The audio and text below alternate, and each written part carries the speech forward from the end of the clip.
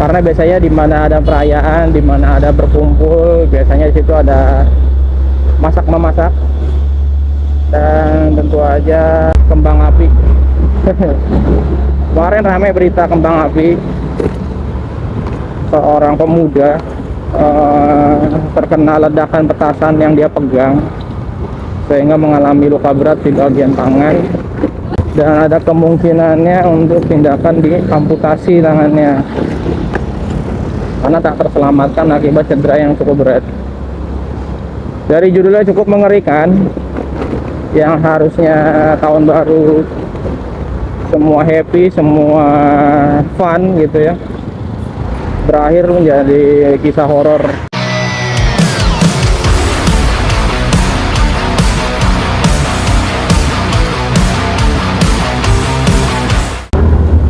Halo guys, assalamualaikum, selamat sore. Apa kabar kalian semua? Balik lagi bareng gue di Daily Motovlog.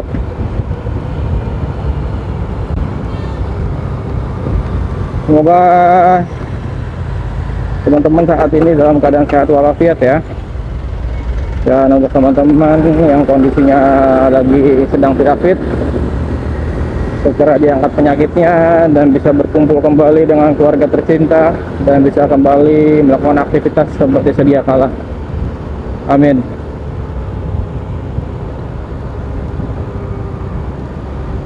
Sekarang gue dalam perjalanan pulang. Jarang banget gue pulang sore ke rumah, karena biasanya kok kalau habis jaga pagi langsung lanjut lagi untuk jaga malam biasanya.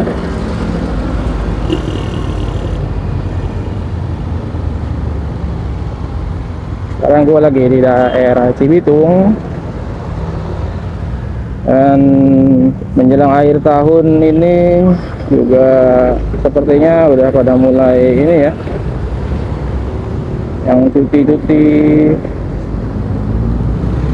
jadi udah nggak ramai kayak biasanya. Semoga teman-teman yang lagi berlibur juga sehat ya, sehat, selamat sampai tujuan dan bisa kembali berkumpul kembali dengan keluarga dan bisa kembali ke rumah lagi setelah liburan tanpa kekurangan suatu apapun ya. Amin. Oke, ngonten motoran sambil ngebahas kesehatan hari ini. Pembahasannya mungkin nggak akan jauh-jauh dari tahun baru ya. Terlepas dari catatan hitam di video sebelumnya, gue juga tetap nggak akan capek-capeknya, nggak akan lelah-lelahnya untuk kembali mengingatkan kalian tentang pentingnya kesehatan dan keselamatan. Nggak hanya soal kerjaan, nggak hanya soal berkendara, tapi bagaimana dalam melakukan kegiatan sehari-hari.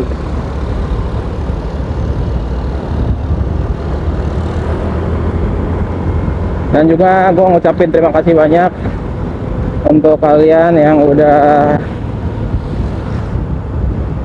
mendukung gue selama ini.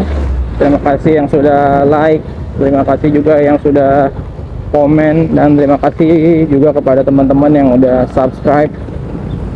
Karena berkat kalian gue masih bersemangat untuk terus membuat konten, sehingga gue masih bisa terus berkarya walaupun sekarang lagi jarang-jarang bikin video, karena memang gue akuin akhir tahun lagi sibuk-sibuk ya. Jadi nggak seperti biasanya konten yang rutin tiap hari gitu. Sekarang udah gue coba jarakin, tapi insya Allah kalau emang gue bisa lagi, gue akan konten tiap hari seperti biasa. Tapi untuk saat ini kontennya tiap 2 hari sekali lah, biasanya di Selasa, Kamis, Sabtu. Tapi kalau emang gue bisa posting lagi ya gue posting lagi harian. Mungkin di hari Minggu aja yang nggak bisa diganggu, itu untuk keluarga gue.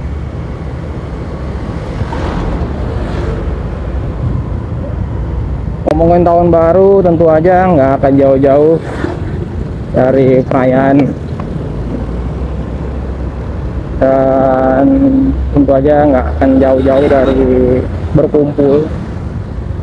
Dua hal ini akan gue bahas karena biasanya di mana ada perayaan, di mana ada berkumpul, biasanya di situ ada masak memasak, dan tentu aja ada menyalakan ini ya, kembang api. Kemarin ramai berita kembang api, seorang pemuda terkena ledakan petasan yang dia pegang sehingga mengalami luka berat di bagian tangan, sehingga lagi dan ada kemungkinannya untuk tindakan di amputasi tangannya karena tak terselamatkan akibat cedera yang cukup berat.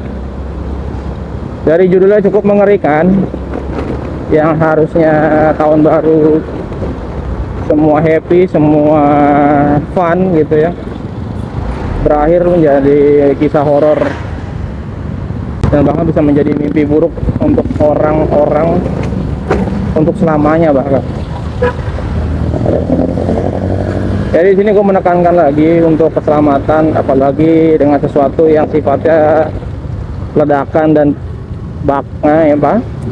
luka bakar gitu ya, ledakan lagi. Sifatnya berhubungan dengan api guys, ribet banget nyari bahasanya. Ya sifatnya yang berhubungan dengan api, khususnya petasan ya. Gua selalu menekankan untuk petasan, apalagi yang sifatnya eksplosif ya, yang mudah meledak, jangan pernah untuk dipegang. Apapun bentuknya, yang seperti kembang api, fireworks ya. Bahkan yang fireworks saja orang-orang yang di luar negeri sana tuh pakai alat gitu, tanpa orang manual pegang. Jadi saran gue adalah ya dijauhkan, minimal jarak 3 meter lah, minimal jarak 3 meter, jangan dipegang yang sifatnya meledak. Ya mungkin ada beberapa petasan yang tidak meledak atau tidak punya daya eksplosif, seperti kembang api anak-anak atau air mancur gitu. Tapi baik lagi, peluang terjadinya luka bakar itu juga masih ada gitu ya. Seperti anak-anak yang nggak ngerti pegang kembang api, asal pegang gitu ya, karena kurangnya pengawasan ya, hingga akhirnya terkena bagian yang panas gitu. Atau air mancur, petasan air mancur gitu ya, yang buat gaya-gayaan gitu dipegang gitu. Gak sengaja semburannya kena bagian tangan, kena bagian badan, kaki, atau bahkan yang paling mengkhawatirkan adalah area kepala gitu aja.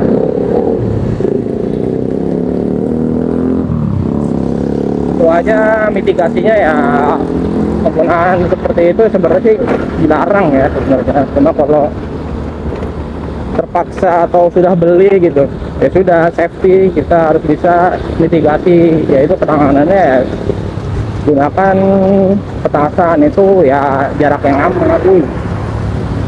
Tiba-tiba muncul gitu kan, tidak ada peringatan ya gitu. Balik lagi ya, penggunaan petasan ya, jaga jarak aman, jangan pernah dipegang, apalagi yang eksplosif yang mudah meledak. Karena kita nggak tahu ya, yang namanya juga apes, nggak kenal waktu dan tempat. Dan yang kedua, tentu aja kalau sudah mengalami terkena luka ya, catatannya ini lukanya yang sifatnya ringan ya. Kalau yang sedang dan berat, saran ke rumah sakit langsung, jangan tunggu sampai ini ya, mengalami hal-hal yang berat untuk akibat luka bakar. Penanganan awal tentu aja perawatan luka bakar ya. Jadi penanganannya, oh ya, selain petasan,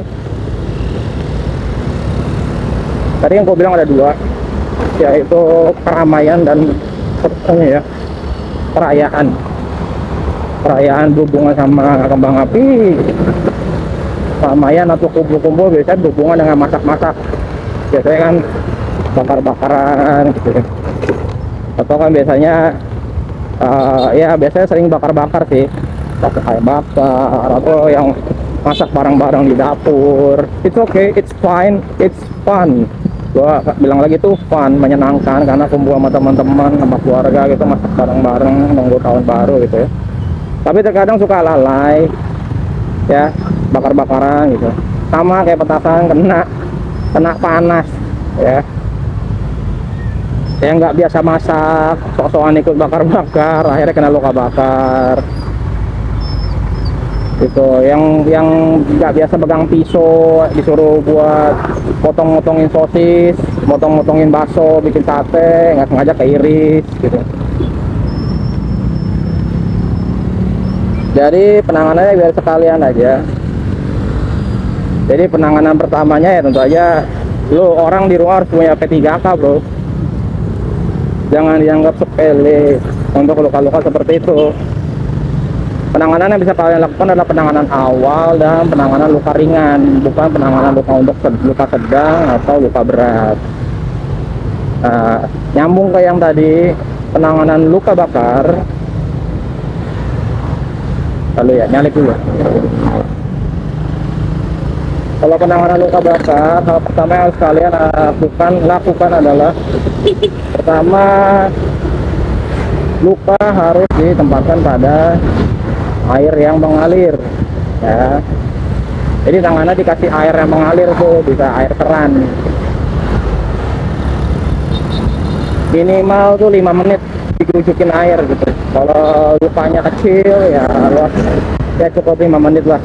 Tapi kalau lukanya agak lumayan besar ya dibikin jadi 20 menit saja. Besar dalam artian kata ya setelapak tangan, ukuran 5 kali 10 cm gitu ya. Itu langsung dikerucukin air mengalir. Tujuannya untuk menjaga agar kulit tidak mengalami kerusakan akibat panas. Karena kalau kulit kena panas kan dia akan mengerus ya, atau jaringan dalam kulit akan mengalami kerusakan. Tujuannya pemberian air ini supaya jaringannya itu tetap terjaga kelembapannya, sehingga saat terjadi kerusakan jaringan tidak mengalami keparahan yang lebih lanjut. Jadi harus tetap dalam kondisi lembab kulitnya, karena kalau kena panas kan kulitnya jadi kering, jadi rusak karena panas itu. Kemudian setelah melakukan pemberian air mengalir kurang lebih 5-20 menit, penanganan kedua segera diberikan salep luka bakar. Itu salep luka bakar ya banyak macam ya merek-mereknya ya, teman-teman udah pada hafal lah pasti. Jadi berikan salep, oles area luka bakarnya ya. Kalau area lukanya kecil biasanya di jari tangan ya sudah dikasih. Cuma kalau area cukup luas gitu ya, masuk ke grade yang sedang dan berat, itu segera dibawa ke rumah sakit saja. Nah khawatirnya semakin luas luka bakar ditakutkan akan ada komplikasinya. Saya bilang kompartemen sindrom, kontraktur jaringan. Jadi jaringannya rusak, mengakibatkan otot di dalam tubuh kita di bagian yang areanya yang rusak ini mengalami peradangan, sehingga ototnya mengembang membesar gitu, menekan jalur persarafan tangan dan menekan pembuluh darah, yang bisa mengakibatkan kerusakan jaringan karena pembuluh darahnya terjepit, sehingga mengalami nekrosis atau jaringan yang mati karena yang ada pasokan oksigen selain pernapasan tadi. Jadi gitu ya teman-teman untuk luka bakar, penanganan awal gitu. Jadi harus segera dilakukan penanganan dan harus sedia ya, nggak boleh nggak nyediain P3K nya, apalagi mau tahun baru gitu ya. Semua kan pengen happy, semua pengen bahagia gitu, pengen fun sama keluarganya, sama teman-temannya. Jadi selalu siapkan P3K nya juga. Nah untuk teman-teman yang lukanya terkena luka iris sama juga ya, jadi harus dibersihkan dulu tangannya, ketika pakai sabun ya, karena mungkin ada potong apa, kita nggak tahu kebersihannya. Sama dengan luka bakar juga dibersihkan dulu lukanya. Setelah itu bisa diberikan salep, dan lukanya ditutup dibalut tekan, tujuannya untuk mengurangi perdarahan. Biasanya perdarahan akan berhenti di sekitar 3-5 menit kalau untuk luka irisan yang kecil. Kalau irisannya cukup besar gitu ya, sampai 3 cm atau sampai 5 cm, dan lukanya cukup dalam, ya penanganannya harus segera dibawa ke rumah sakit gitu. Jadi teman-teman harus hati-hati ya dalam menggunakan peralatan rumah tangga, apalagi untuk teman-teman yang baru atau karena tahun baru jadi mau ikut-ikutan masak, nggak ngerti cara motong malah kepotong sendiri gitu. Jadi hati-hati ya. Dan di sini macet. Macet banget sorenya.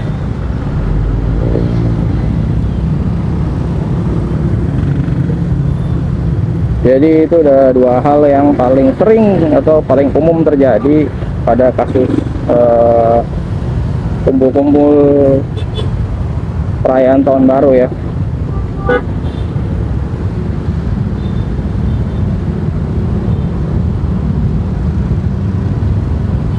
Teman-teman gimana untuk tahun baru, rencananya mau kemana? Ada kegiatan apa? Bisa cerita nanti.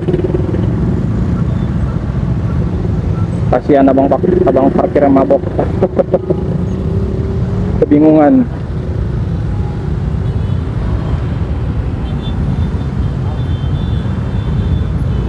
Karena susah kalau lampu merah di sini tuh pasti kalau sore macet parah. Apalagi menjelang libur gini ya. Ini karyawan-karyawan yang semangat sampai akhir tahun.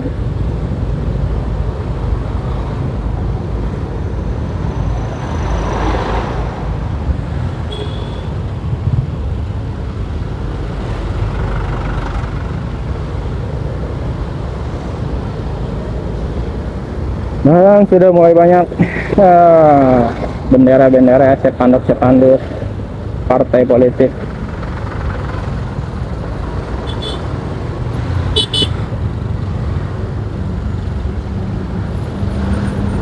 Banyak banget sepanjang jalan, pemandangannya jadi kurang.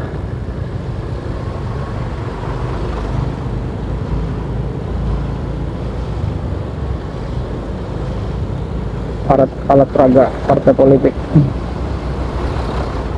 Sebenarnya masih efektif nggak sih bendera spanduk kayak gini? Apa nggak efektif di media sosial aja gitu ya?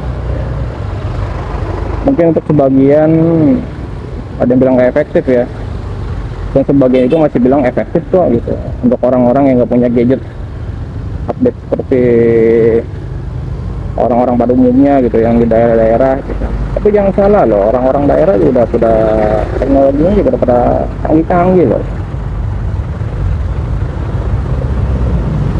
Jadi jangan suka meremehkan orang daerah ya, nggak boleh.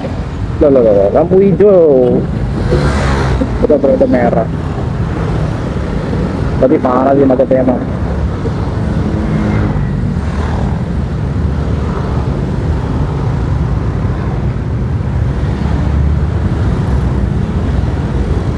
Jadi teman-teman, gue ngingetin lagi untuk tahun baru. Reminder terus untuk menjaga kesehatan dan keselamatan kalian selama tahun baru ya. Apalagi yang mau bakar-bakaran, yang mau masak-masak ya,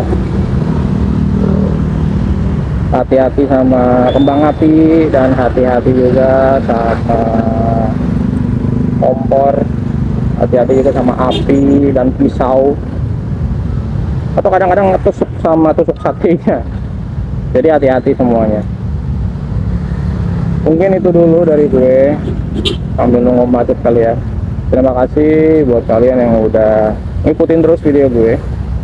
Terima kasih yang udah nge-like, yang udah komen, yang sudah subscribe. Sampai ketemu lagi di next video. Gue Aldi cabut dulu. Dadah. Assalamualaikum.